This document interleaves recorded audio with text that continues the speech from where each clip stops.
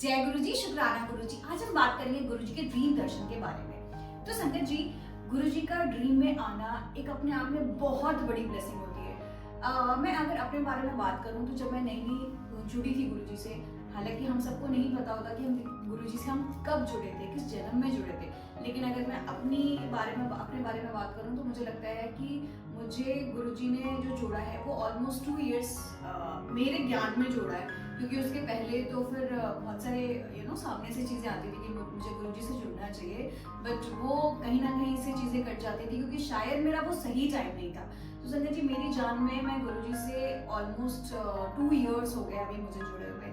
तो अगर मैं ड्रीम दर्शन की बात करूँ तो संजय जी, जब मैंने उनसे मतलब जब मुझे लगा कि मुझे उनके बड़े मंदिर जाना चाहिए, मुझे किसी ने बताया, तो इट वॉज फ्राइडे। उस दिन मैंने ना अपने बाबा लक्ष्मी माता का व्रत उठाया था, क्योंकि मैं बचपन से लक्ष्मी माता का व्रत उठाया करती थी। और उस टाइम पे मेरी मम्मी की तबीयत बहुत ज़्यादा खराब थी।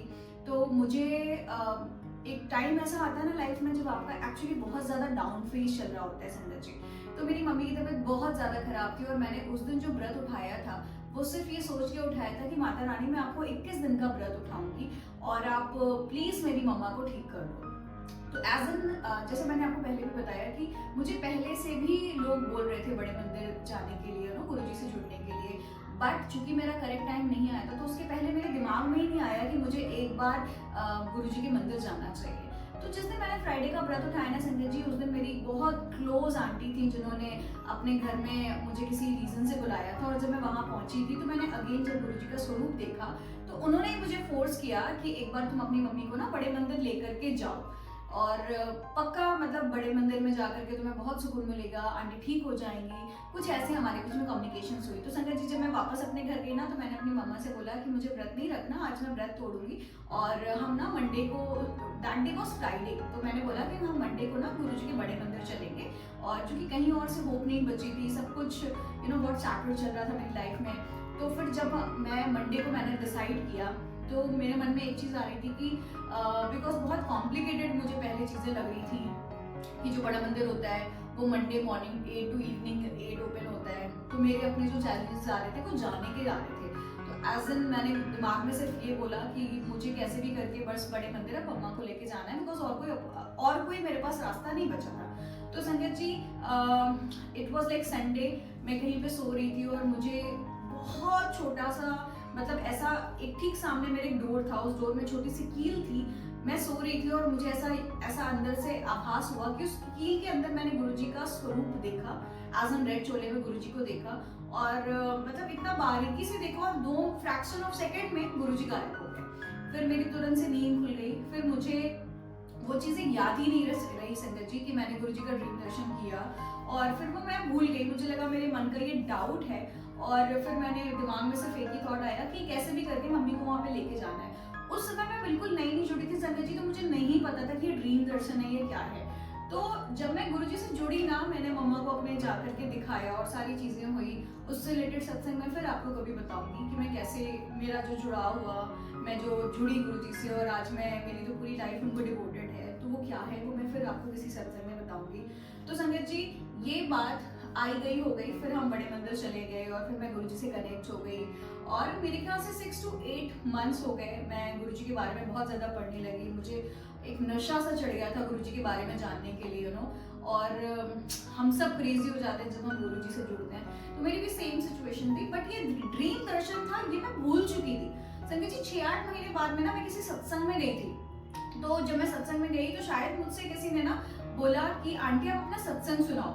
तो मुझे नहीं पता, जैसा कि हम सभी जानते हैं जब हम सत्संग शेयरिंग करते हैं ना तो हम वही शेयरिंग कर पाते हैं जो एक्चुअल गुरुजी हमारे हमसे चाहते हैं। तो संगत जी, जब मैंने बताना शुरू किया ना तो न जाने कहाँ से मुझे वो मोमेंट मेरे अचानक से मेरे मुंह से निकलने लगा कि मैंने गुरुजी को इस रूप में देखा।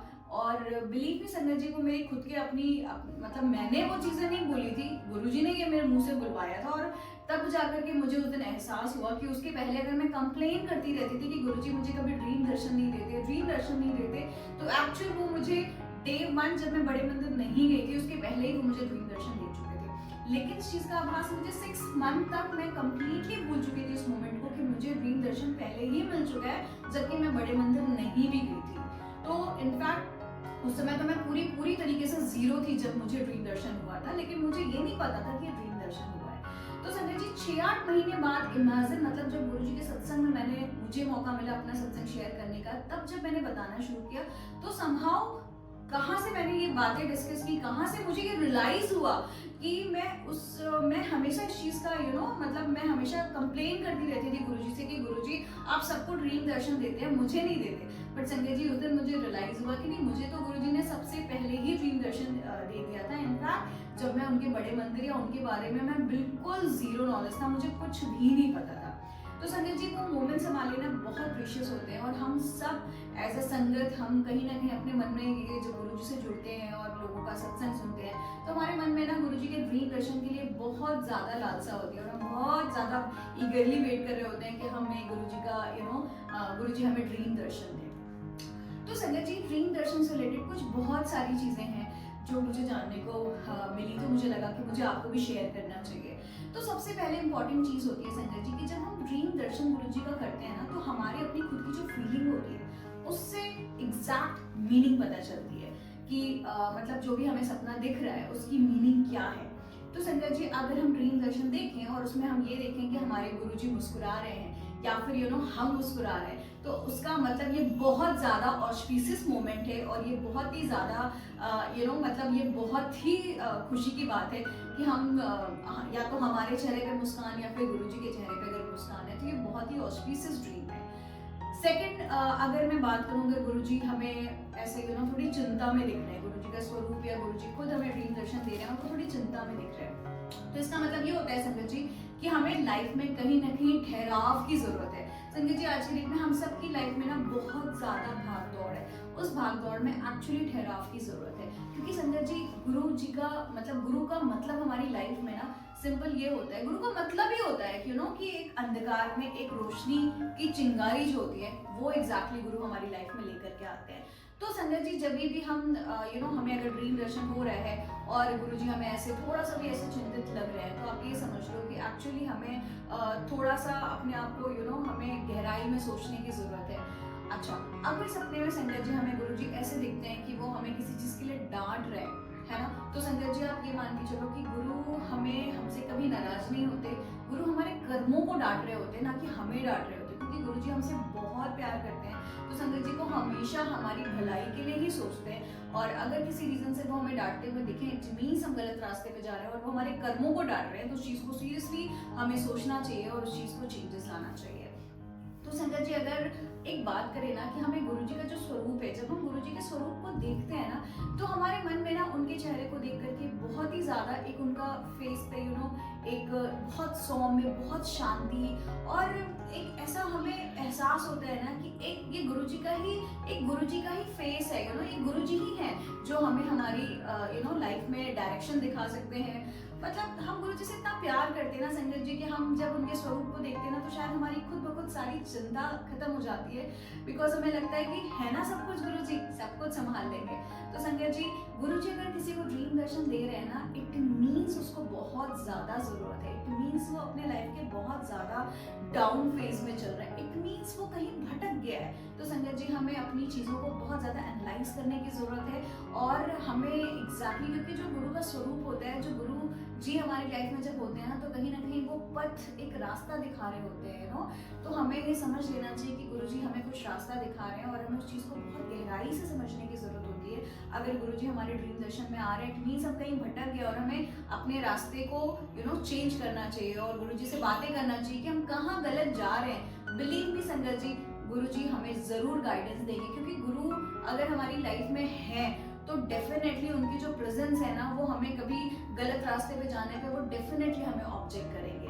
तो संगत जी हमें एग्जैक्टली अगर हम क्योंकि बहुत सारे ऐसे लोग होते हैं संगत जी जिनको ड्रीम दर्शन नहीं होते हैं, तो उस केस में संगत जी उनको एक्चुअली उतनी नीड नहीं होती है। आप ये मान के चलो, ऐसा नहीं कि गुरु उनसे प्यार नहीं करते, बट एक्चुअली उनका वो सही समय नहीं आता, उनकी उतनी नीड नहीं होती है। और जिसकी नीड होती है ना संगत जी, तो गुरुजी जरूर उनको ड्रीम दर्शन देते हैं, और उनके लिए जरूर कोई ना कोई संदेश उस ड्रीम दर्शन में छुपा होता है। तो हमें अवलोकन जरूर करना चाहिए, हमें एनालिसिस जरूर करना चाहिए कि उस ड्रीम का मतलब क्या है। तो संगत जी अगर मान लो अगर आप ड्रीम दर्शन में ऐसे कहीं आपको धार्मिक स्थल दिख रहा है, है ना। तो आप ये मान लो कि आपको स्पिरिचुअली बहुत ज़्यादा साउंड होने की ज़रूरत है, आपको स्पिरिचुअली बहुत ज़्यादा वर्क करने की ज़रूरत है, और हो ना हो आपको गुरुजी बड़े मंदिर बुला रहे हैं और आपको एग्जैक्टली वहाँ पे जाकर के बड़े मंदिर के दर्शन करने की ज़रूरत है। क्योंकि कभी कभी हम भूल जाते हैं, है ना, हम अपनी लाइफ में इतने ज़्यादा बिजी हो जाते हैं अपनी जॉब में, अपने बिजनेस में, कि हमें एक हमारा जो भगवान से जो कनेक्शन होता है वो कहीं ना कहीं थोड़ा मिसलीड होने लगता है। तो ऐसे में हम अगर किसी भी धार्मिक स्थल का हमें कहीं से ड्रीम आए, तो मान लो कि इस टाइम पे हमें करेक्ट टाइम है जहाँ पे हमें उन सब चीज़ों को थोड़ा देर साइड करके और हमें बड़े मंदिर जरूर गुरु जी से मिलने जाना चाहिए। उसके बाद में संगत जी, अगर मान लो कभी ऐसा लगे कि गुरु जी हमें सपने में आकर के कोई मदद कर रहे हैं, इट मीन्स अगर गुरु जी हमें आकर के सपने में मदद कर रहे हैं, इट मीन्स आपका कोई बहुत क्लोज है जिसको आपकी मदद की जरूरत है। तो जैसे गुरु हमारी मदद कर रहे होते हैं, वैसे आपको भी उनकी मदद करने की जरूरत है। संगत जी, कोई जरूरी नहीं है कि मदद हमेशा फाइनेंशियली ही हो।